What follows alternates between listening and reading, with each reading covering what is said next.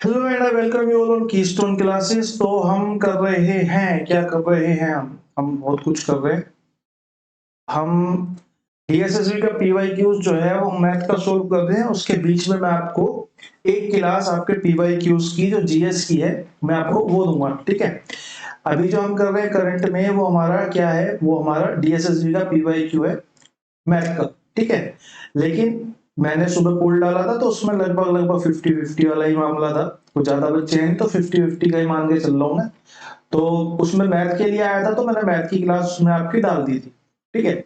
लेकिन मेरा जीएस पढ़ाने की इच्छा है इस चैनल पे नहीं, हम दूसरे चैनल पे जो है जीएस पढ़ेंगे। तो अगर कोई पढ़ रहा है तो इस चैनल पे सिर्फ आपकी 5 पीवाईक्यूज की आपकी जीएस की क्लास होगी।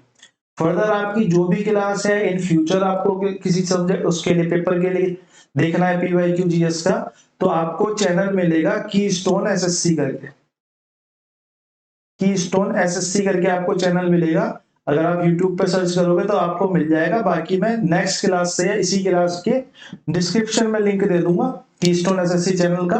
आप उसको जाके ज्वाइन करेंगे। ये क्लास आपको इस चैनल पे भी मिलेगी, ये क्लास आपको कीस्टोन क्लासेस पे भी मिलेगी, ये आपको कीस्टोन एसएससी वाले चैनल पे भी मिलेगी। लेकिन 5 क्लास के बाद जीएस इस चैनल पे नहीं आएगी। 5 क्लास के बाद जीएस जब भी आएगी, जितनी भी आएगी वो आपकी कीस्टोन एसएससी वाले चैनल पे आएगी। इस वाले चैनल पे सिर्फ हम मैथ ही कंप्लीट करेंगे, सिर्फ मैथ के लिए चैनल डेडिकेटेड रहेगा, ठीक है। तो 10 तारीख को हमारा पहला वार्डन का पेपर हुआ था। उसकी जो पहली शिफ्ट हुई थी उसका जो सेकंड सेक्शन है, सेकंड सेक्शन को हम यहाँ पे डील करेंगे क्योंकि सेकंड सेक्शन में जो क्वेश्चन थे वो आपके करंट अफेयर के ज्यादा थे। मैं इस क्लास को लेकर आपको एक चीज और बता दूं कि जो आपकी करंट अफेयर्स के क्वेश्चन मेरे को मिलेंगे 5 या 6 पेपर्स में कुल मिला के टोटल। मैं उनका क्या काम करूंगा, 5-6 क्लास के जो पेपर होंगे एक हफ्ते में 5 क्लास लेके संडे सैटरडे को खत्म फिनिश करके संडे को क्या करूंगा, जितने भी उसमें मिलेंगे मेरे को करंट अफेयर के क्वेश्चन मैं एक साथ इकट्ठा संडे के दिन एक छोटी सी क्लास रख के उस करंट अफेयर के क्वेश्चन को वहां पे करा दूंगा। इतने हम स्टैटिक वाला पोर्शन करेंगे, ठीक है। क्वेश्चन नंबर 1 देख लेते हैं। इतना मेरे हिसाब से ब्रीफिंग ठीक है। बाकी 5 क्लास के बाद इस पे कोई क्लास नहीं आएगी, कीस्टोन एसएससी वाले पे चैनल पे आएगी। तो क्वेश्चन नंबर 1 देख लेते हैं, ठीक है। और ये क्वेश्चन नंबर 1 के जो है, हाँ ठीक है कोई दिक्कत नहीं, यहाँ पे लाइन खींच लो, ठीक है। पीडीएफ क्रिएट करने में थोड़ी सी दिक्कत होती है। यहाँ तक क्वेश्चन है और नीचे option. Who among the following was leader of खिलाफत एजिटेशन, निम्नलिखित में से कौन खिलाफत आंदोलन का नेता थे। निम्नलिखित में से कौन खिलाफत आंदोलन के नेता थे, ठीक है। अब खिलाफत आंदोलन के नेता थे, हमें जो आंसर बताना है तो हम सीधा सीधा बोलेंगे कि भाई दोनों थे, मोहम्मद अली और शौकत अली दोनों थे। लेकिन हमारा काम ये तो है नहीं कि मैं सीधा आंसर बोल के यहाँ पे निकल जाऊं। हम यहाँ पे पीवाईक्यू को पूरी तरीके से फाड़ेंगे। फाड़ेंगे से मेरा क्या मतलब है, जो पीवाईक्यू आया है उसके नियर बाई जितने भी क्वेश्चन बनते हैं उन सारे क्वेश्चंस को देखेंगे। चाहे वो 2 बनते हैं, चाहे वो 4 बनते हैं, चाहे वो 40 बनते हैं, जितने भी क्वेश्चन बनते हैं उसके नियर बाई उस क्वेश्चन से रिलेटेड मैं उस सारे क्वेश्चंस को आपको यहाँ पे कराऊंगा। जैसे कि मेरे को यहाँ पे दिखाई दिया है कि खिलाफत आंदोलन के बारे में क्वेश्चन है, तो मैं आंसर अगर आपको बोलूं तो आंसर तो मैं चलो बाद में बोलूंगा, पहले मैं एक बार खिलाफत आंदोलन के बारे में बात कर लेते हैं। तो खिलाफत आंदोलन की अगर मैं बात करूं तो खिलाफत आंदोलन जो हुआ था वो किस सन में हुआ था, वो हुआ था 1990 में। ये ना, हाँ 1990 में,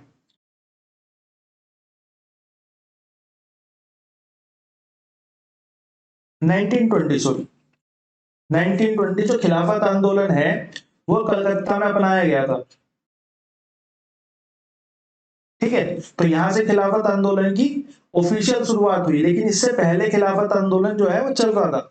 जैसे कि ऑल इंडिया खिलाफत कॉन्फ्रेंस हुई थी एक हमारी, ऑल इंडिया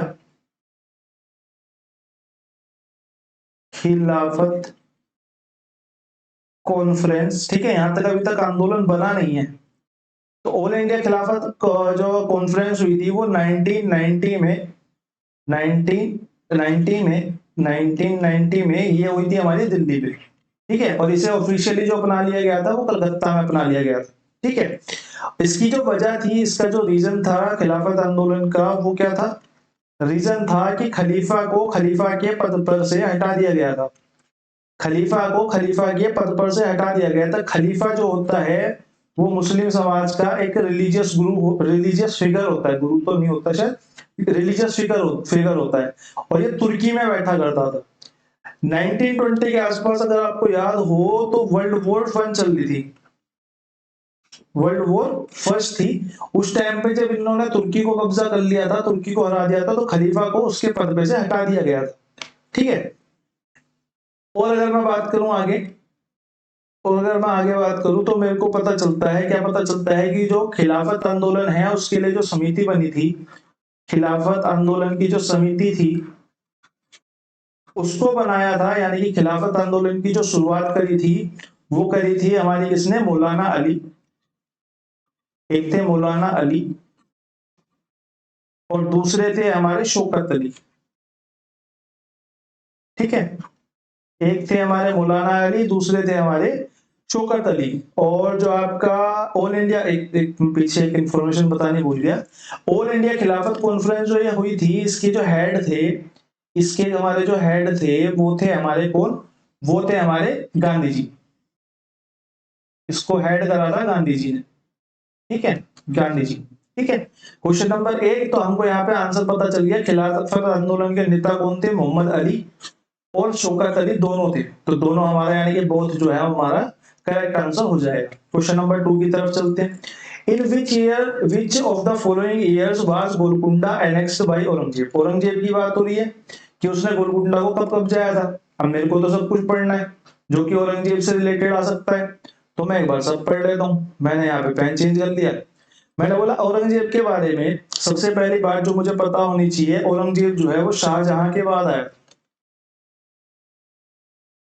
शाहजहां के बाद जो आया था वो औरंगजेब आया था, क्योंकि हमें मेनली औरंगजेब पढ़ना है।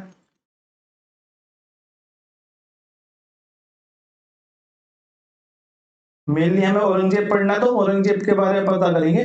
शाहजहां के बाद आया था, यानी कि शाहजहां का बेटा जो था वो औरंगजेब था। इतनी बात हमें फिर भी शाहजहां के बारे में पता होनी चाहिए।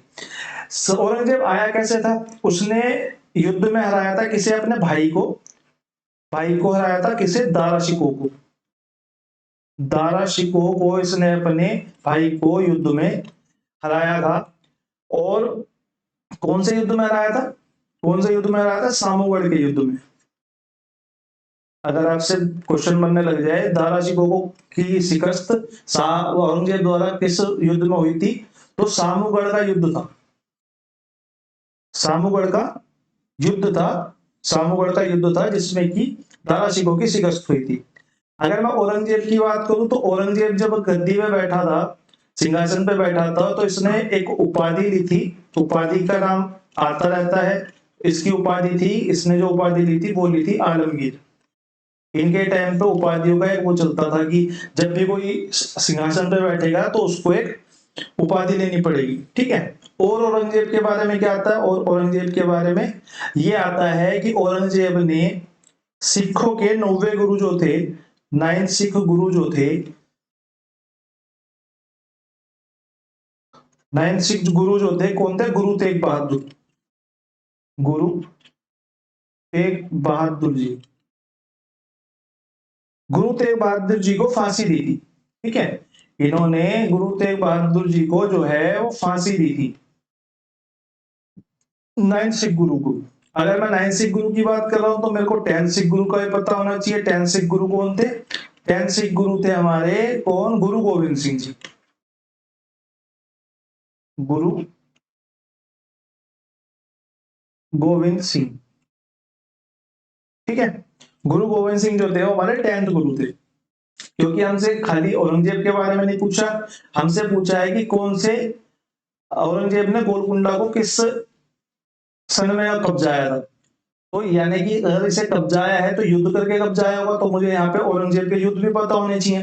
तो मैं एक बार औरंगजेब के द्वारा जो लड़े गए युद्ध थे उनके बारे में बात कर लेता हूँ।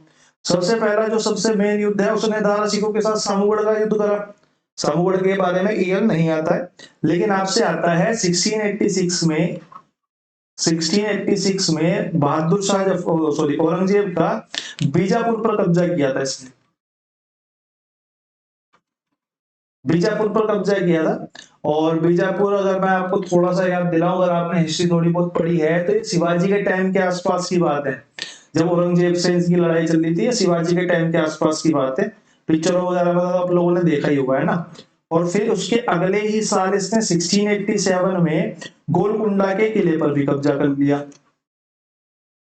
गोलकुंडा के गोलकुंडा पर भी कब्जा कर लिया, ठीक है, यानी कि इनको एनेक्स कर दिया। ठीक है, 1686 में इसने बीजापुर पे कब्जा करा, 1687 में इसने गोलकुंडा पे कब्जा कर लिया। ठीक है, अगर मैं नेक्स्ट और बात करूं तो आला उसके औरंगजेब के बारे में हमें क्या पता होना चाहिए कि इसकी एक किताब थी, फतवा ए आलमगीरी। फतवा ए आलमगीरी। फतवा ए आलमगीरी, ठीक है। फतवा ए आलमगीरी जो थी वो मुसलमानों के लॉज से रिलेटेड है। ठीक है, और मुझे क्या पता होना चाहिए, और मुझे पता होना चाहिए औरंगजेब ने जो है जजिया कर दोबारा से लागू कर दिया था। जजिया कर पुनः लागू कर दिया था। लागू, ठीक है, जजिया कर पुनः दोबारा लागू कर दिया था। और मुझे क्या पता होना चाहिए, मतलब अगर पुनः लागू करा था तो किसी ने बंद भी करा होगा। बंद किसने करा था, वो अकबर ने करा था। आप मुझे कमेंट सेक्शन में बताओगे अकबर जो है कौन से सन में राजगद्दी पर बैठा था। ठीक है, राजगद्दी पर अकबर कौन से सन में बैठा था, ये आप मेरे को कमेंट सेक्शन में बताओगे। और अगर मेरे को औरंगजेब की बात पता होनी चाहिए तो औरंगजेब को जिद्दा पीर कहा जाता है। जिंदा पीर भी औरंगजेब को कहा जाता है। ठीक है, और एक जो बहुत महत्वपूर्ण बात है जो बहुत बार पेपर में आती रहती है, वो ये है कि औरंगजेब के समय में, वैसे औरंगजेब हिंदुओं के पूरी तरीके से खिलाफ था, सबको कन्वर्ट करना चाहता था। गुरु तेग बहादुर जी की जो मृत्यु हुई थी, हाँ, गुरु तेग बहादुर जी को जो इन्होंने फांसी दी थी, वो इसलिए ही दी थी कि ये चाहता था कि सिखों को मुसलमान बनाया जाए, मतलब कि कन्वर्ट किया जाए मुस्लिम्स में। लेकिन गुरु तेग बहादुर जी ने क्योंकि मना कर दिया तो इन्होंने इसको फांसी दे दी। गुरु तेग बहादुर जी ने मना कर दिया, इसलिए गुरु तेग बहादुर जी को इन्होंने इसने फांसी दे दी। ठीक है, अगर मैं बात करूं जिंदा भी कहा जाता है, और मेरे को पता होना चाहिए सबसे महत्वपूर्ण बात यह है कि इसके समय में सबसे ज्यादा हिंदू मौजूदार थे, मजूमदार थे। मजूमदार, जो मजूमदार होते हैं, जो मतलब जो छोटे छोटे इलाकों को संभालते थे इसके राज्य में। ठीक है, सबसे ज्यादा हिंदू जो थे वो मुगल साम्राज्य में इसी के काल में थे। ठीक है, सबसे ज्यादा मजूमदार। ठीक, ये बातें मेरे को औरंगजेब के बारे में पता होनी चाहिए। अगला क्वेश्चन देख लेते हैं। अगला क्वेश्चन क्या है, in which year did Babur defeat Sanga, Rajput ruler and allies of Khanwa. Khanwa और उसके सहयोगी राजपूतों और सांगा को किस वर्ष बाबर ने डिफीट करा। बाबर, जैसा कि आप लोगों को पता होना चाहिए, मुगल साम्राज्य की जो नींव है वो बाबर ने डाली थी। तो सबसे पहले मेरे को बाबर के बारे में क्या पता होना चाहिए कि बाबर का जो पहला आक्रमण है, मतलब जो सबसे पहले बाबर आया वो 1526 में आया। ठीक है, बाबर जो है वो इंडिया में आया 1526 में, और 1530 तक वो जब तक यहाँ रहा, जब तक उसकी मौत हुई। ठीक है, यहां तक उसने 1530 तक यहाँ पे इंडिया पे रूल करा। ठीक है, सबसे पहला जो युद्ध बाबर ने लड़ा, सबसे पहला युद्ध था पानीपत का युद्ध। बहुत फ्रीक्वेंटली आता रहता है। ठीक है, पानीपत का युद्ध। पानीपत का युद्ध क्योंकि 1526 में इसने अपना साम्राज्य स्थापित करा, तो 1526 में ही लड़ा होगा। तो ये 21 अप्रैल, अगर आपसे तारीख पूछने लग जाए, क्योंकि एक दो एग्जाम में पूछी हुई है, 15 अप्रैल 1526 और 21 अप्रैल 1526 को इसने ये युद्ध लड़ा। किसके खिलाफ लड़ा भाई, बाबर, एक पक्ष तो बाबर हो गया, जाहिर सी बात है, उसने अपना साम्राज्य स्थापित कर लिया तो ये जीता होगा। तो ये बाबर वर्सेस इब्राहिम लोदी के था। इब्राहिम लोदी के, ठीक है, बाबर वर्सेस इब्राहिम लोदी। इस युद्ध में क्या हुआ, इस युद्ध में पहली बार भारत की जमीन पर तोपों का इस्तेमाल हुआ। सबसे पहले तोपों का इस्तेमाल कौन से युद्ध में हुआ, वो बाबर के युद्ध में हुआ, सॉरी पानीपत के युद्ध में हुआ। ठीक है, 1526 में जो युद्ध हुआ, सबसे पहले तोपों का इस्तेमाल इस वाले युद्ध में हुआ, फर्स्ट, पहली बार भारतीय सरजमी पर। ठीक है, और फिर इसके बाद अगर मैं दूसरे युद्ध की बात करूं, इसने आते ही क्या काम करा है, इसने तो युद्ध लड़े। मैं तुम्हें सही बताऊं, इसने कुछ नहीं करा। बाबर आया है, युद्ध लड़ा है, मर गया है, इसके बच्चों को अपनी संपत्ति देकर चला गया। सेकंड, इसने जो युद्ध लड़ा वो 1527 में लड़ा। 1526 में पहला साम्राज्य स्थापित कर लिया। 1527 में इसने खानवा का युद्ध लड़ा। खानवा का युद्ध लड़ा किसके खिलाफ? भाई बाबर तो एक हो गई होगा, किसके खिलाफ लड़ा? ये लड़ा इसने राणा सांगा के विरुद्ध। अब यहाँ पे राणा सांगा जी की जो कहानी है वो पूरी तरीके से खत्म हो गई। अब यहाँ पे जो कहानी है राणा सांगा जी की पूरी तरीके से खत्म हो गई और आपको आपके क्वेश्चन का आंसर भी मिल गया होगा। लेकिन इसके जो आगे के युद्ध हैं वो भी इतने महत्वपूर्ण है, तो हमें वो भी करने पड़ेंगे। अगर मैं तीसरे युद्ध की बात करूं 1527 के बाद 1528 में इसने एक युद्ध लड़ा, जो कि लड़ा चंदेरी का युद्ध। चंदेरी का युद्ध, ठीक है, चंदेरी का। और ये खानवा का युद्ध अपने आप जोड़ लेना। अब इसमें एक तो बाबर होगा, दूसरा कौन होगा? दूसरा थे इसमें मेदिनी राय, ठीक है। फिर इसने एक आखिरी युद्ध लड़ा, कौन सा? चौथा युद्ध जो था, इसका जो आखिरी युद्ध था वो था 1529। 1529 में इसने घाघरा का युद्ध लड़ा।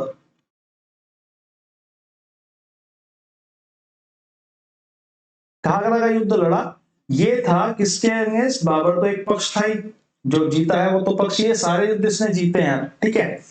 इसने लड़ा अफगान के साथ। इसके खिलाफ अफगान के साथ, जो अफगानिस्तान की तरफ से आते थे, ठीक है। और 1530 में इसकी मृत्यु हो गई। लड़ता लड़ता ये देह त्याग करके चला गया, ठीक है। ये तो हमारे युद्ध हो गए, क्योंकि हमारा क्वेश्चन जो था वो युद्ध पे था। अब क्वेश्चन अगर मैं देखूं तो बाबर ने किस वर्ष में सांगा राजपूत शासकों और सहयोगियों को खानवा में हराया? तो खानवा का जो युद्ध है उसने 1527 में लड़ा। 1527 में लड़ा, तो हमारा 1527 जो है हमारा आंसर हो जाएगा, ठीक है। आगे की मैं बात करूं, इसके बारे में दो तीन चीजें और पता होनी चाहिए आपको, जैसे कि इसकी जो ऑटोबायोग्राफी है, बाबर की जो ऑटोबायोग्राफी है,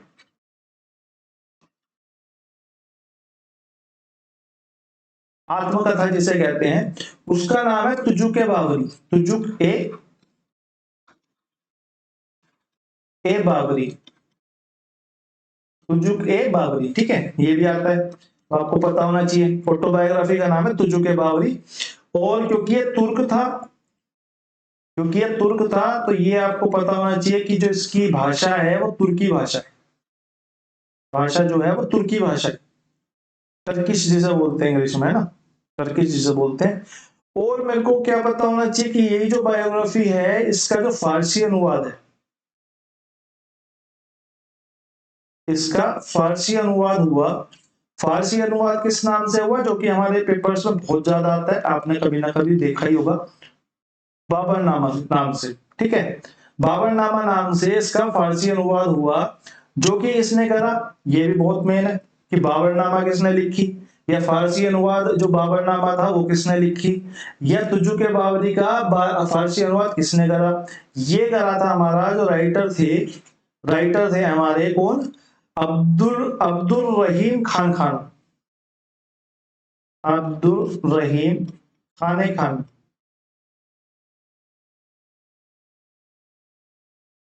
ये हमारे जो थे इसके राइटर थे, ठीक है।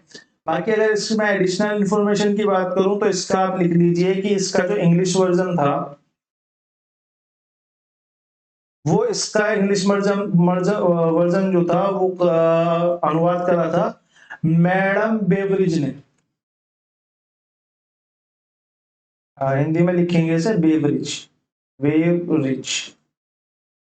ठीक है। थोड़ी सी स्पेलिंग में गड़बड़ हो सकती है, इसे काट दो, ठीक है।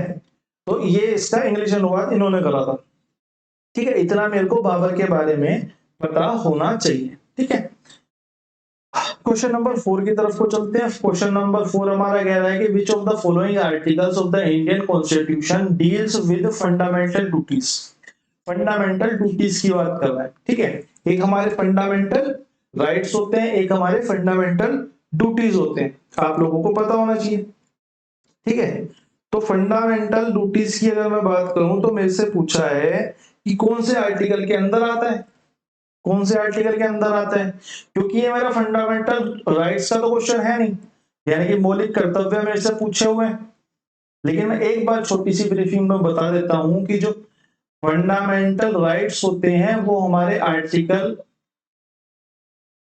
12 से लेके और 35 तक होते हैं। ठीक है, बस इसके बारे में इतना जान लो, जब आपका फंडामेंटल राइट्स का क्वेश्चन आएगा तब मैं आपको इसे पूरा करा दूंगा।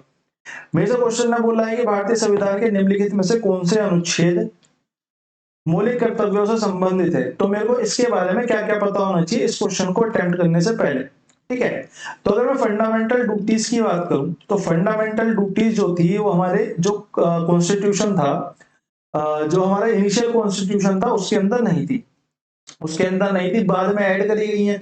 बाद में ऐड करी गई है किसकी का, बाद में ऐड करी गई किसी कमेटी की रिकमेंडेशन पे। किस कमेटी की रिकमेंडेशन पे, ये क्वेश्चन आपको बनता है कि सरदार स्वर्ण सिंह कमेटी की रिकमेंडेशन पर, स्वर्ण सिंह कमेटी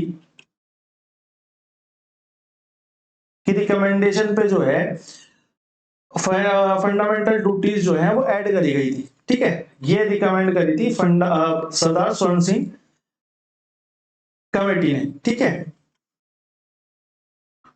रिकमेंडेशन करी थी इन्होंने। ठीक है, दूसरी बात मेरे को क्या पता होनी चाहिए कि जो फंडामेंटल ड्यूटीज हैं इसकी जो प्रेरणा है या इसकी जो इंस्पिरेशन है, इंस्पिरेशन है ये हमने ली थी यूएसएसआर के कॉन्स्टिट्यूशन से, यूएसएसआर। ठीक है, जो रशिया के पहले था, यूएसएसआर टूट गया था जिसके कारण से हमें को रशिया देखने को मिला और कुछ छोटी छोटी और कंट्रीज मिली, जिसमें से कि एक यूक्रेन है जिनकी अभी वॉर चल रही है अभी करंट के सिनेरियो में। ठीक है, तो इंस्पिरेशन हमने यूएसएसआर से ले ली। कमेटी जो बनी उसने सरदार सिंह कमेटी ने रिकमेंडेशन दे दी।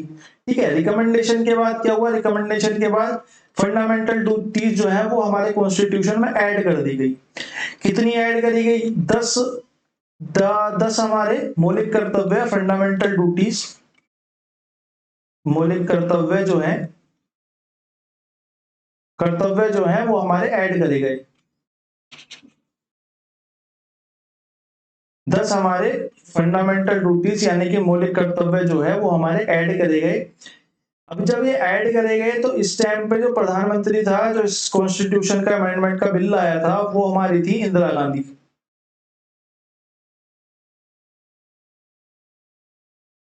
ठीक है, वो हमारी थी इंदिरा गांधी।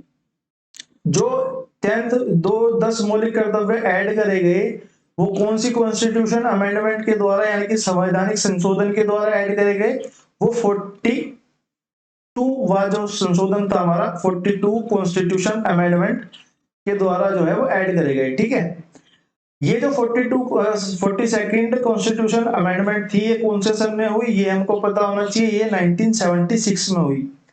इसके बारे में एक छोटी सी चीज और जान लो कि जो 42nd कॉन्स्टिट्यूशन अमेंडमेंट है इसको लघु संविधान या मिनी कॉन्स्टिट्यूशन भी कहते हैं, लघु संविधान या मिनी कॉन्स्टिट्यूशन।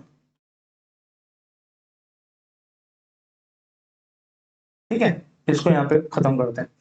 बाकी 42 सेकंड कॉन्स्टिट्यूशनल अमेंडमेंट जो है हमारा क्वेश्चन नहीं है, हमारा क्वेश्चन जो है मौलिक कर्तव्य के ऊपर है, इसके बारे में बस इतना जान लो। ठीक है, अब 42nd कॉन्स्टिट्यूशन अमेंडमेंट जो हुई जिसके कारण कि ये ऐड करे गए, तो ये कौन से भाग में ऐड करे गए, ये भाग जो था या पार्ट जिसे बोलते हैं, ये पार्ट था 4 या कि 4A। ठीक है, इंग्लिश में बोलेंगे 4A। ठीक है, ये 4A में ऐड करे गए। कौन से आर्टिकल में ऐड करेगा, तो वो आर्टिकल था हमारा 51A। ठीक है, 51A में ऐड कर दिए गए। एक चीज और 42nd कॉन्स्टिट्यूशन अमेंडमेंट के बारे में जान लो कि 42nd जब कॉन्स्टिट्यूशन अमेंडमेंट था उसके द्वारा हमारी प्रस्तावना में एकमात्र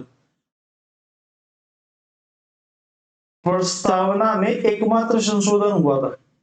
ये क्वेश्चन में फ्रीक्वेंटली आता रहता है, एकमात्र संशोधन हुआ था। अब संशोधन करके हुआ क्या था, संशोधन करके 3 वर्ड उसमें जोड़े गए थे। 2-3 वर्ड क्या थे, समाजवादी, सोशलिस्ट और पंथ निरपेक्ष,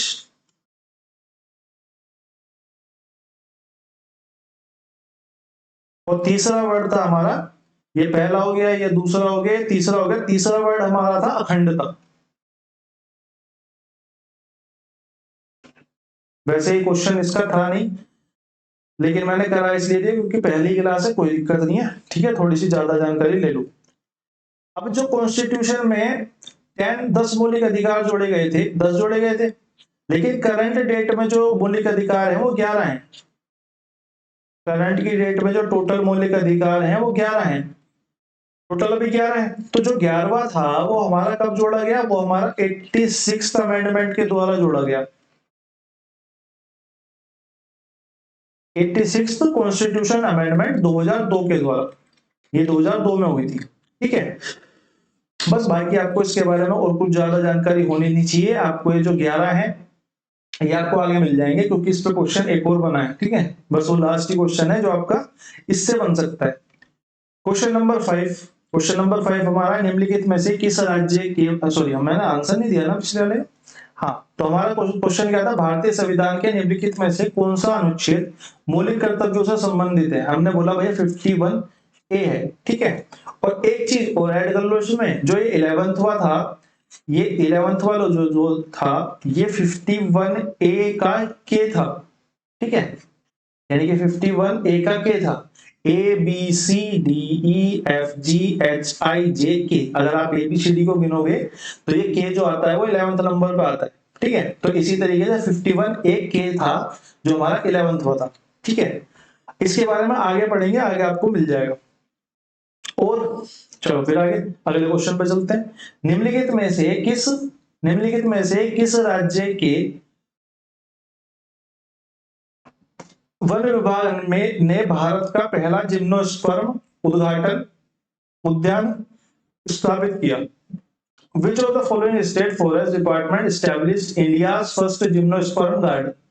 ठीक है, जिम्नोस्पर्म गार्डन जो है वो पहला किसने एस्टेब्लिश करा। ये जो क्वेश्चन है ये एक्चुअल में करंट अफेयर का है, मैंने गलती से डाल दिया ना, मैंने गलती से डाल दिया। लेकिन जिम्नोस्पर्म पार्क हो कहां सकता है, अगर मैं थोड़ा सा दिमाग चलाऊं और मैं बोलूं जिम्नोस्पर्म पार्क हो कहां सकता है, क्या कोई मुझे बता सकता है?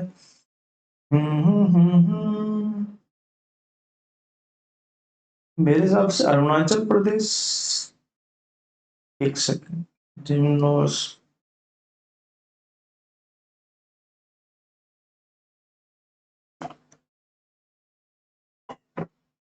ये हमारा होना चाहिए,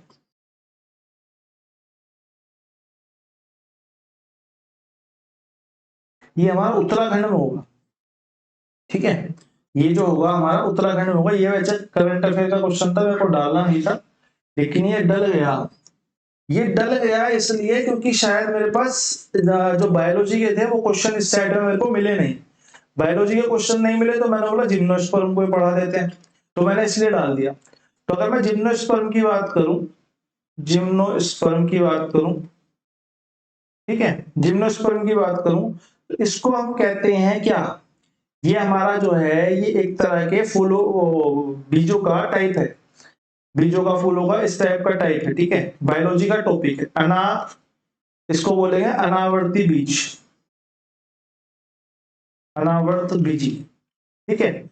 यानी कि जिसके अंदर बीज ना हो, ठीक है। जिम्नो का मतलब अपने आप में होता है, हिंदी में आप जिम्नो बोलोगे तो इसको बोलोगे, और स्पर्म बोलोगे इसको बोलोगे। तो जिम्नो का मतलब होता है बिना कवर, विदाउट कवर। स्पर्म का मतलब होता है बीज, ठीक है। यानी कि बिना कवर के बीज की बात कर रहा है, तो इसको हम बोलेंगे बिना कवर का बीज, ठीक है। ये किस टाइप के पेड़ होते हैं, किस टाइप के पेड़ों में होता है, ये जो बारहमासी होते हैं, सदाबहार होते हैं, बारहमासी होते हैं, सदाबहार होते हैं, उस टाइप के पेड़ों में होता है। आपसे पूछने लग जाए सदाबहार जो आपका जिम्नोस्पर्म है वो किस तरह के पेड़ों में पाया जाता है, तो बारहमासी सदाबहार पाया जाता है, और अधिकतर लकड़ी वाले पेड़ों में पाया जाता है।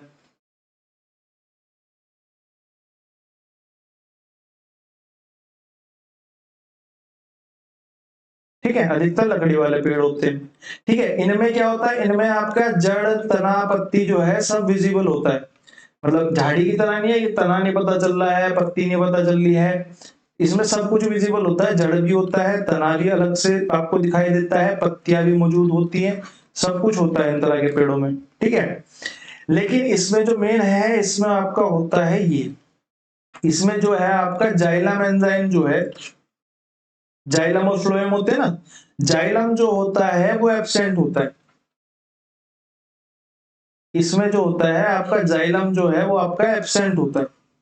ठीक है, और मेरे को क्या पता होना चाहिए जिम्नोस्पर्म के बारे में, और मेरे को पता होना चाहिए अगर मैं पेड़ों के टाइप में अगर बात करूं तो अधिकतर लकड़ी वाले, तो मैं बोल सकता हूं कि देवदार और पाइन्स होते हैं ना, पाइन्स का ट्री, पाइन्स हुआ, देवदार हुआ, ये जो होते हैं ये आपके इसके टाइप हो गए। तो अगर आपसे पूछ लेता है, वैसे पूछता है तो सदाबहारी, बारहमासी लकड़ी वालों में, अगर आपसे स्पेसिफिक नाम पूछता है तो आपसे पाइन या देवदार पूछेगा। ठीक है, और मेरे को जिम्नोस्पर्म के बारे में क्या पता होना चाहिए, और मेरे को जिम्नोस्पर्म के बारे में पता होना चाहिए, कुछ खास नहीं पता होना चाहिए।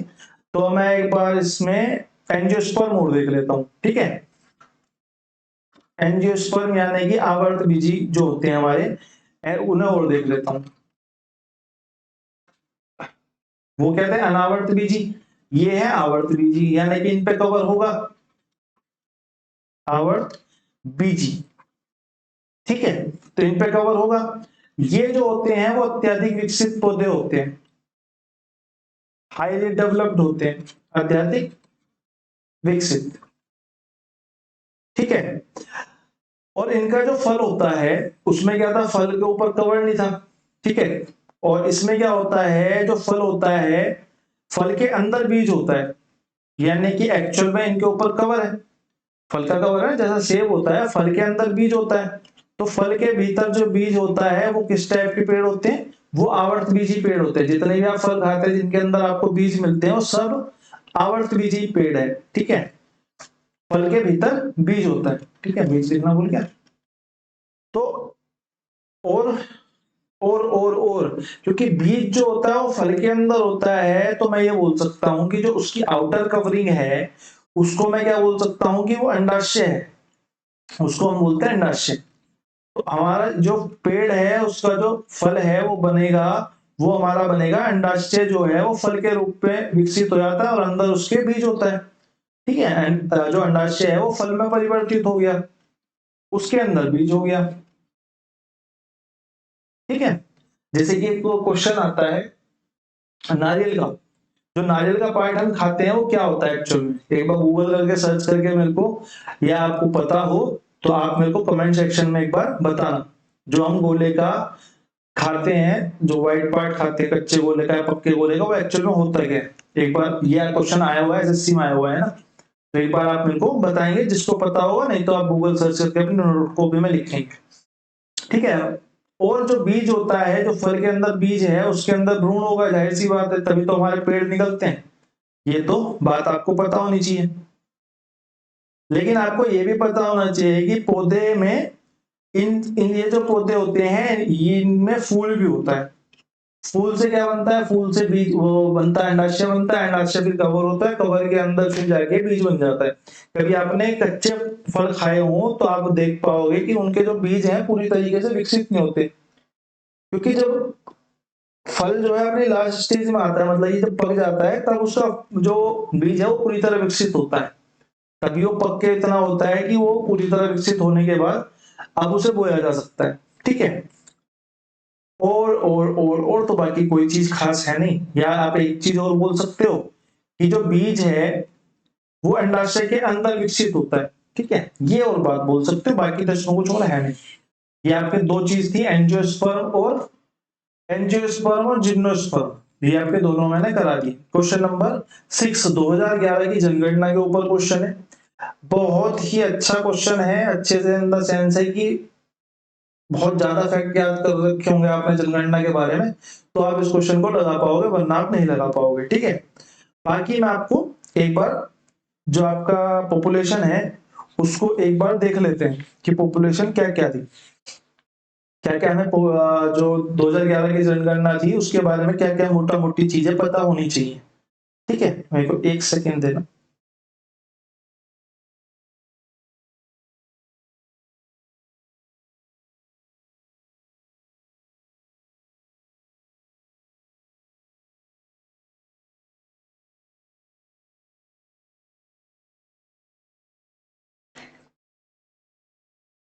हाँ जी, तो 2011 की भारत की वयस्क महिला साक्षरता दर क्या थी?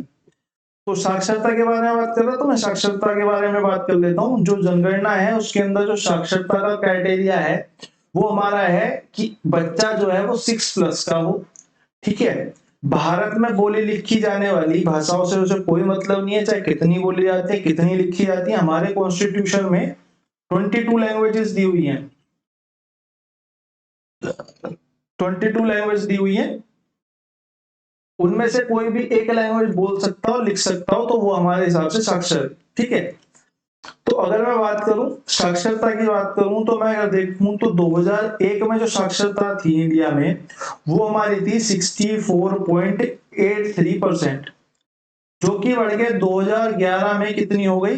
2011 में 74.404%, सॉरी हाँ 04%। तो अगर मैं जंप देखूं तो कितने का आया? जंप जो आया वो आया हमारा 9.2% का। ठीक है, 9.2% जो है हमारी वो हो गई। 2011 की जनगणना की अगर मैं बात करूं तो ये एक्चुअल में 15वीं जनगणना है अगर मैं काउंटिंग में देखूं। लेकिन आफ्टर इंडिपेंडेंस की अगर मैं बात करूं, आफ्टर इंडिपेंडेंस ये जो है वो 7वीं जनगणना है। ठीक है, ये बात आपको याद रखनी है। दो चीज, अगर मैं और जनगणना के बारे में बात करूं तो नेक्स्ट पन्ने पर कर लेते हैं। तो पहली जो जनगणना थी, जो फर्स्ट सेंसस था हमारा, वो हमारा लॉर्ड मेयो ने कराया था, अंग्रेजों के टाइम पे हुआ था 1872 में, 1872 में। लेकिन ये जो था फर्स्ट सेंसस था सिर्फ। ठीक है, जो पहला कंप्लीट सेंसस था, जो पहला कंप्लीट सेंसस था यानी कि पूरा देश का जो हुआ था वो कराया था रिपन ने, लॉर्ड रिपन थे, लॉर्ड बोर्ड तो क्या है बोले, रिपन थे। उन्होंने 1881 में कराया था। ठीक है, कंप्लीट जो कराया था वो 1881 में रिपन ने कराया था। आज के टाइम पे जो इंडिया की पॉपुलेशन है, या फिर मतलब 2011 के सेंसस के हिसाब से जो इंडिया की पॉपुलेशन है वो 121 करोड़ है, ये तो आपको पता ही होगा। ये जो है वर्ल्ड पॉपुलेशन का 17.5% अप्रोक्स है। ठीक है, वर्ल्ड पॉपुलेशन का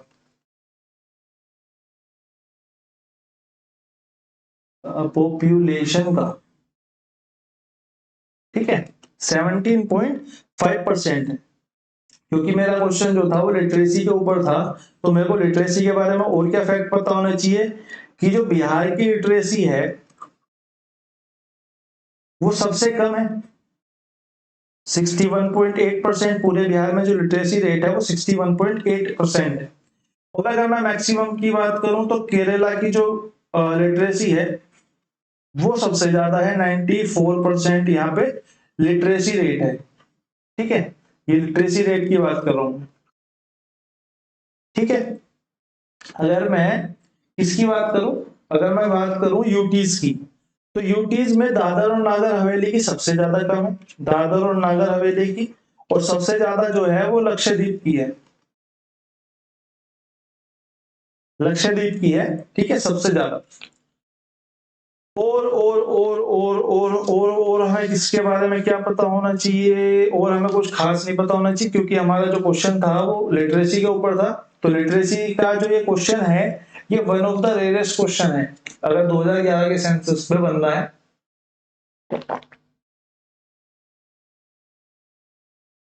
याद करने लायक जो लिटरेसी के ऊपर क्वेश्चन थे वो मैंने आपको बता दिए। ये जो क्वेश्चन है वो अगर आपको आता है तो आता है, नहीं आता तो नहीं आता है। मतलब मैक्सिमम बहुत सारी चीजें बन जाती है क्वेश्चन ना, बहुत ज्यादा कभी कभी रिलेवेंट और इररिलेवेंट बन जाते हैं।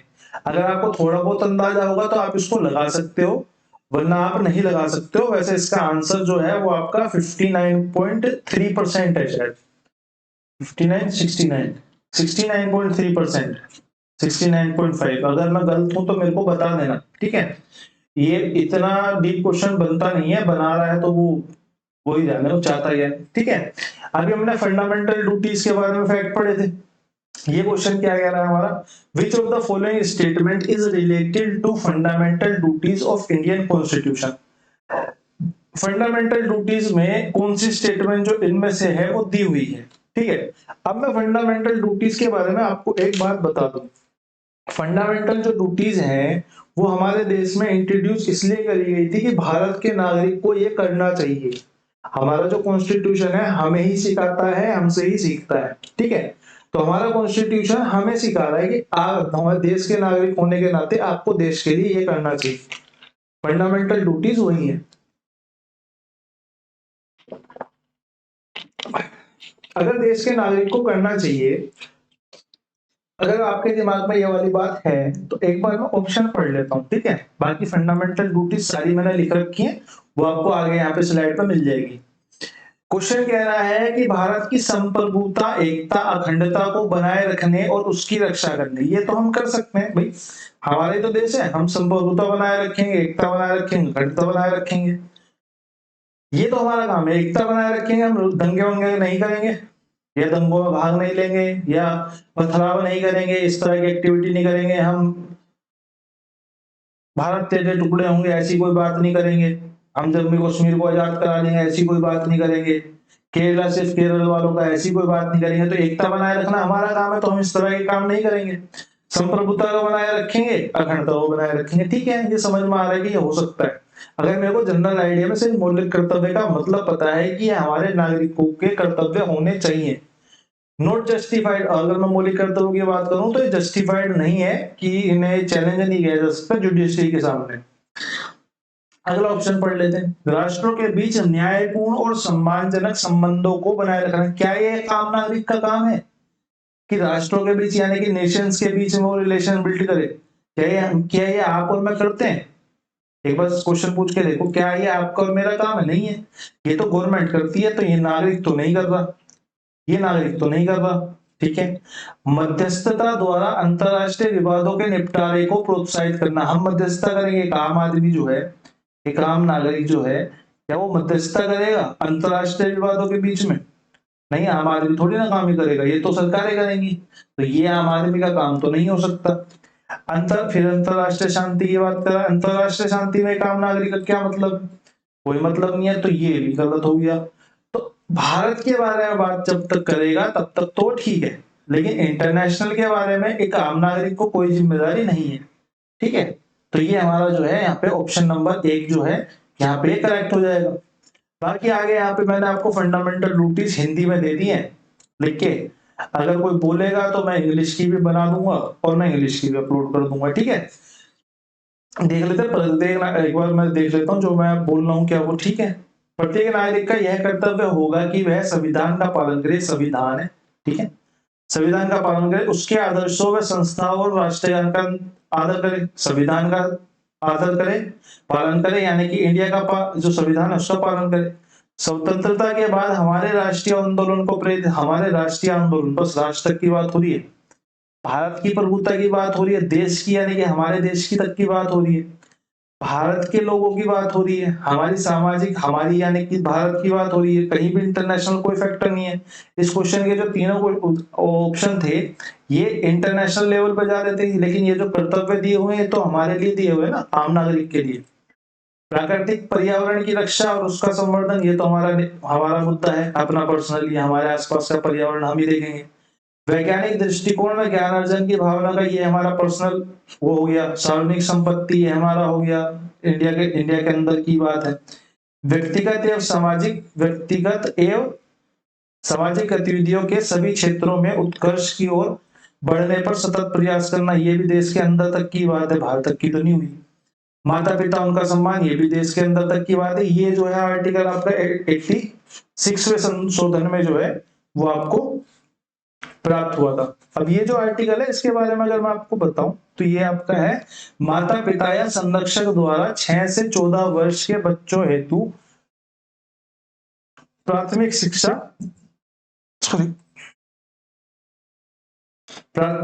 प्रदान करें। ये हमारा जो आर्टिकल है ये फंडामेंटल ड्यूटीज में भी आता है और ये फंडामेंटल राइट्स में भी आता है। फंडामेंटल राइट्स में कौन से आर्टिकल में आएगा?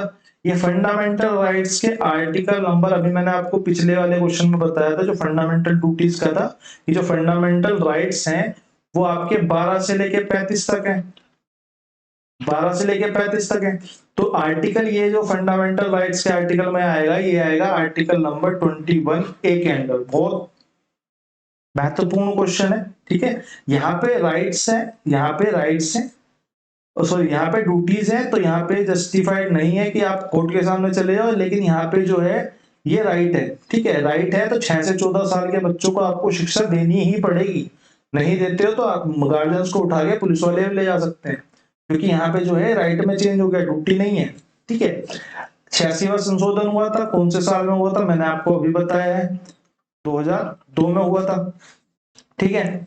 और 42वां संशोधन था, 42वें संशोधन के द्वारा 4 कै जोड़ा गया था, पीछे भी बताया था, और 51 कै में ड्यूटीज बताई गई थी। 51 कै के 11वे या फिर 51A के अंडर जो है 6 से 14 वाला सेक्शन जुड़ा था, या फिर 21A, ठीक है। ये मैंने आपको कंप्लीट यहाँ पे फंडामेंटल ड्यूटीज जो है वो अपनी तरफ से करा दी है, ठीक है। अगला क्वेश्चन पढ़ लेते हैं। अगला क्वेश्चन क्या कह रहा है? Which of the following articles of the Indian Constitution provide for the election of the president? भारतीय संविधान के निम्नलिखित में से कौन सा अनुच्छेद राष्ट्रपति के चुनाव का प्रावधान करता है? सारा राष्ट्रपति ही हमारा मेन है, चुनाव थोड़ी ना मेन है, सब कुछ मेन है, ठीक है, सब कुछ ही मेन है। तो हम सारे आर्टिकल जितने भी राष्ट्रपति से रिलेटेड है एक बार पढ़ लेंगे, जब उपराष्ट्रपति से रिलेटेड आ जाएगा तब वो पढ़ लेंगे, जब लोकसभा से रिलेटेड आएगा तब लोकसभा पढ़ लेंगे, ठीक है। इसी सीक्वेंस में इसी तरीके से लेके चलेंगे, जो आता जा रहा है उसके बारे में जितना कुछ आता है हम वो सारा देखते हुए चलेंगे, ठीक है। अगर मैं बोलूं राष्ट्रपति जो होता है, राष्ट्रपति हमारा जो है 51 से 52 से 61 तक दिया हुआ है, ठीक है। तो पहला आर्टिकल तो सबको पता ही होना चाहिए, पहला आर्टिकल होगा कि राष्ट्रपति एक देश का राष्ट्रपति होगा, यही होगा, यहीं से शुरुआत होगी। तो पहला आर्टिकल जो है वो है देयर शैल बी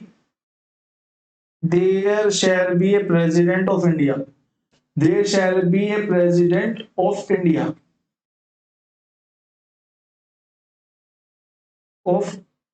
इंडिया, ये हमारा पहला आर्टिकल होगा। इसी तरीके से आपको 61 पता होना चाहिए कि एंडिंग की बात हो रही है, तो एक बार मेरे को कमेंट सेक्शन में बताओ, एंडिंग की बात हो रही है तो एंड कैसे करेंगे प्रेसिडेंट को, ठीक है। अब 52 तो ये हो गया, 53 में क्या दिया हुआ है? 53 में दिया हुआ है जो एग्जीक्यूटिव पावर होती है, यानी कि कार्यपालिका की जो शक्तियां होती हैं, मैं हिंदी में लिखूं इंग्लिश में, मैं यही कंफ्यूज हो जाता हूँ, ठीक है। मैं इंग्लिश में लिख देता हूँ, हिंदी में बोल देता हूँ। एग्जीक्यूटिव जो पावर होती है वो जो होती है वो आपकी किसके अंदर होती है? वो प्रेसिडेंट के अंदर लाई करती है। कार्यपालिका की जितनी भी शक्तियां हैं वो अंतर्निहित होती है किसके अंदर? प्रेसिडेंट के अंदर। प्लस में इसमें एक और चीज लिखी हुई है, ये जो है प्रेसिडेंट जो है वो सुप्रीम कमांडर होता है, सुप्रीम कमांडर होता है तीनों फोर्सेस का। तीनों कौन सी? जल, थल और वायु, एयरफोर्स और क्या बोलेंगे, मैं भूल गया। तो सुप्रीम कमांडर होता है डिफेंस फोर्सेस का, ऑल थ्री फोर्सेस का, जल, थल और वायु, नेवी, आर्मी और एयरफोर्स, ठीक है। नेवी, आर्मी और एयरफोर्स का, नेवी, आर्मी और एयरफोर्स का, ठीक है। नेवी, आर्मी और एयरफोर्स का तीनों का ही सुप्रीम कमांडर होता है। 53 के बाद आर्टिकल आएगा 54, तो इसमें भी कुछ ना कुछ लिखा होगा। इसमें लिखा हुआ है कि जो इलेक्शन होगा वो इलेक्टोरल कॉलेज के थ्रू होगा। इलेक्टेड थ्रू मतलब कि चुनाव होगा उसका प्रेसिडेंट का, elected by electoral college. Electoral college जो होता है, अगर मैं उसके बारे में थोड़ी सी आपको जानकारी दूं, ज्यादा नहीं थोड़ी सी देता हूं, ठीक है। इसके अंदर इलेक्टोरल कॉलेज का मतलब एक गठन, एक समूह जो कि राष्ट्रपति का चुनाव करेगा। जैसे कि क्या होता है, जैसे कि हम सब लोग हैं, हमारे यहाँ एमएलए चुना जाता है, एमएलए चुना जाता है तो जितने भी इलाके के लोग हैं वो एक संगठन में होके एक जगह चुनाव की पर्ची लगेगी, वहां से सब डालेंगे और वहां से आपको पता चलेगा कि कौन जीता कौन हारा। यानी कि हम जो है इसी टाइप से मान लो कि जितने भी सांसद होते हैं हमारे या एमपीज और एमएलए होते हैं वो सारे इलेक्टोरल कॉलेज होता है, ठीक है। वो सारे के सारे इकट्ठे होकर एक जगह वोट डालते हैं जिसके थ्रू हमारा प्रेसिडेंट का चुनाव होता है। अब इलेक्टोरल कॉलेज में क्या होता है कि जो नॉमिनेटेड कैंडिडेट्स होते हैं हमारे, जो एमएलए और एमपीज होते हैं, मतलब संसद के अंदर दो तरह के लोग होते हैं, नॉमिनेटेड और इलेक्टेड। जो इलेक्टेड होते हैं वो तो इस चुनाव में वोट डालते हैं, जो नॉमिनेटेड होते हैं वो इस चुनाव में वोट नहीं डालते। जब हम संसद पढ़ेंगे तो इसके बारे में भी डीप से पढ़ेंगे, ठीक है। इलेक्टेड जो है वोट डालते हैं, नॉमिनेटेड जो है वोट नहीं डालते, ठीक है। इलेक्टोरल कॉलेज में कौन कौन होते हैं? एमपीज होते हैं, एमएलए होते हैं। तो एमपीज जो होते हैं और एमएलए जो होते हैं, अगर मैं इनकी और अलग बात करूं तो एमपी तो लोकसभा और राज्यसभा के दोनों के। अब लोकसभा में तो इनडायरेक्टली इलेक्टेड होते हैं, इनडायरेक्टली इलेक्टेड होते हैं, और राज्यसभा में इनडायरेक्टली इलेक्टेड होते हैं, अप्रत्यक्ष चुनाव के द्वारा जाते हैं जो सांसद जाते हैं, और लोकसभा में जो सांसद जाते हैं वो डायरेक्टली इलेक्टेड होके जाते हैं। एमएलए की बात करूं तो एमएलए हमारे लेजिस्लेटिव असेंबली के और लेजिस्लेटिव काउंसिल के। लेजिस्लेटिव असेंबली के विधानसभा के जो एमएलए हैं वो तो आपके वोट डालेंगे, लेकिन विधान परिषद के जो लोग हैं वो आपके वोट नहीं डालेंगे। इसके बारे में थोड़ा सा और मैं बोलूं तो विधान परिषद जो है हमारे देश के सिर्फ 8 ही स्टेट्स में, ये भी बात आपको पता होना चाहिए। कहीं क्वेश्चन आएगा तो मैं बताऊंगा कि 8 स्टेट कौन कौन सी है। ये क्वेश्चन भी आता रहता है कि इस आपको 4 ऑप्शन दे देगा और आपसे पूछेगा कि कौन सी स्टेट में आपकी जो है विधान परिषद नहीं है। एक सबसे मेन नाम यूपी में तो है, बाकी आप लोग सर्च करके देखो, ठीक है। 54 तक आ गया, 54 हमने पढ़ लिया। 55 देख लेते हैं। 55 आर्टिकल 55 क्या कहता है? 55 कहता है कि जो चुनाव का तरीका होगा वो क्या होगा, कि मैनर ऑफ इलेक्शन क्या होगा, चुनाव का तरीका क्या होगा, ठीक है। चुनाव का जो तरीका होगा इसके अंदर लिखा हुआ है कि इनडायरेक्टली होगा, डायरेक्टली नहीं होगा। इनडायरेक्टली का मतलब क्या है कि हम जाके वोट नहीं डालेंगे। एक आम नागरिक जो है अगर वोट डालता है तो उससे जो चुना जाता है वो डायरेक्टली इलेक्टेड है। जैसे कि संसद, ये लोकसभा के चुनाव होते हैं जिसमें कि प्रधानमंत्री बनता है, तो उसमें हम जाते हैं और जाके वहां वोट डालते हैं। ये तो हमारा लोकसभा हो गया। लेकिन क्या आप लोग राज्यसभा के वोट डालते हो? नहीं डालते हो। राज्यसभा के वोट कैसे डालते हैं? राज्य की जो विधानसभाएं हैं वहां से कुछ कैंडिडेट उठते हैं, उनको उठाते हैं और उनको वहां पे राज्यसभा में प्लेस कर देते हैं। इन राज्य की विधानसभा की जो मेजोरिटी होती है उसके हिसाब से, ठीक है। तो राज्यसभा का जो चुनाव है वो इनडायरेक्टली होता है, हमारा इनडायरेक्ट होता है, अप्रत्यक्ष होता है। और जो लोकसभा का चुनाव है वो हमारा प्रत्यक्ष यानी कि डायरेक्टली होता है, ठीक है। इसी तरीके से जो मैनर ऑफ इलेक्शन ऑफ राष्ट्रपति होता है वो हमारा इनडायरेक्टली होता है।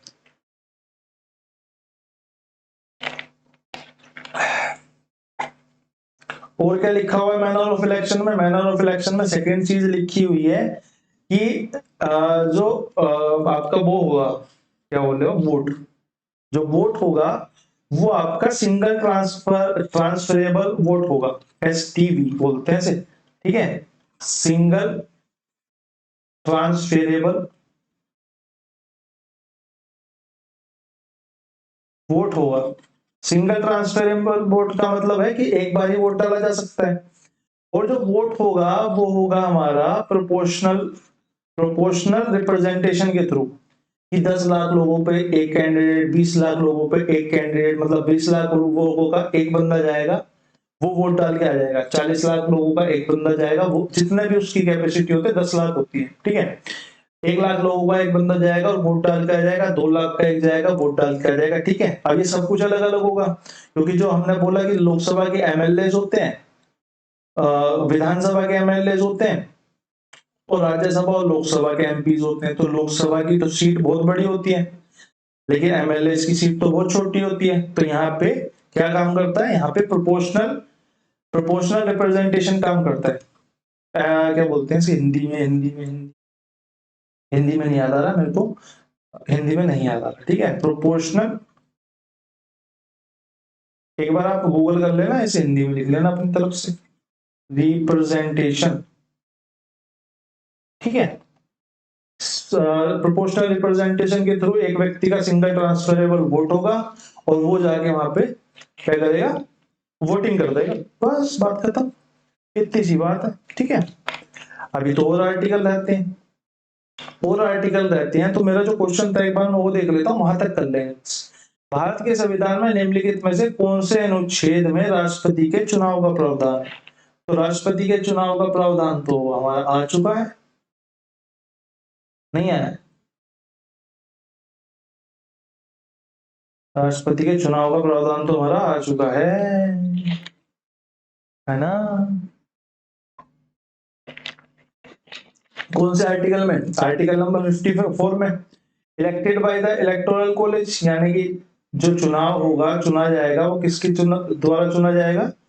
इलेक्टोरल कॉलेज के द्वारा चुना जाएगा। तो चुनाव का प्रावधान ये तो पूछा था, यही तो चुनाव का प्रावधान है। तो आर्टिकल नंबर 54 जो है हमारे यहाँ पे राइट आंसर हो जाएगा। और आप अगर वैसे भी काटना चाहो तो वैसे भी काट सकते हो कि 52 से लेके 61 तक है जो राष्ट्रपति के बारे में आर्टिकल्स दिए हुए हैं। क्या ये 50 के अंदर आता है, 52 के अंदर आता है? नहीं, ये तो 61 से बड़ा है, ये 61 से बड़ा है, तो हमारे पास यहाँ पे एक ही ऑप्शन बचता है, 54 हमारा यहाँ पे करेक्ट आंसर हो जाएगा। बाकी कहीं राष्ट्रपति दोबारा आएगा तो बाकी बचे हुए आर्टिकल वहां पे देख लेंगे। ठीक है, क्वेश्चन नंबर 8। क्वेश्चन नंबर 9, मेरे हिसाब से आज के लिए ना इतना ही रखते हैं, काफी लंबी हो गई है क्लास, मुझे लगता है 1 घंटे से ऊपर की हो गई होगी, है ना? तो इसको 8 क्वेश्चन तक ये रखते हैं, इसलिए क्योंकि ज्यादा लंबी खिंच गई है, इतना भी ठीक नहीं होता। तो 8 क्वेश्चन तक रखते हैं, बाकी आपका अगली क्लास में देखेंगे। ठीक है, मैं इसको कीप कर देता हूँ और आपकी जो ये पीडीएफ है ये मैं आपको सेंड कर दूंगा, किस पे? ये आपको मैं सेंड कर दूंगा कीस्टोन क्लासेस वाले टेलीग्राम चैनल पे। ठीक है, बाकी आपकी 5 क्लास होंगी इस पे, 5 के बाद जो भी क्लास होगी जीएस की वो कीस्टोन एसएससी वाले पे होगी। तो जाओ और उसे सब्सक्राइब करना हो करो, नहीं करना हो मत करो, वो आप लोगों की मर्जी है। 5 क्लास देख लो, फिर उसके बाद करना हो करना, नहीं मत करना हो मत करना। ठीक है, बाकी आप लोगों से कल मुलाकात होती है मैथ के साथ। धन्यवाद।